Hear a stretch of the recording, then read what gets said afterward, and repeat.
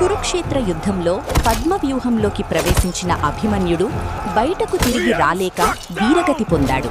కాని కురుక్షేత్ర యుద్ధం చివరి వరకు అభిమన్యుడుంటే ఏమి జరిగేది?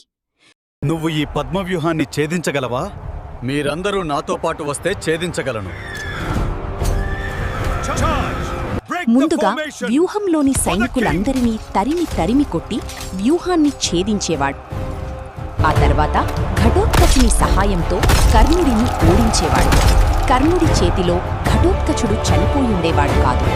అభిమన్యుడి ప్రతాపం చూసి సైంధవుడు కురుక్షేత్రం నుండి పారిపోయేవాడు, కాని ప్రాణాలతో ఉండేవాడు. అర్జునుడు, భీముడు, అభిమన్యుడు, ఘటోత్కచుడు కలిసి మిగిలిన కౌరవులను సంహరించేవారు. కాని పాండవుల తర్వాత అభిమన్యుడు రాజ్యాన్ని సరిగా పరిపాలించేవాడు కాదు. ఎందుకు అనేది తదుపరి వీడియోలో తెలుసుకుందాం. వీడియో నచ్చితే లైక్ చెయ్యండి. ఇలాంటి వీడియోలు మరిన్ని చూడాలనుకుంటే మా ఛానల్ను సబ్స్క్రైబ్ చెయ్యండి.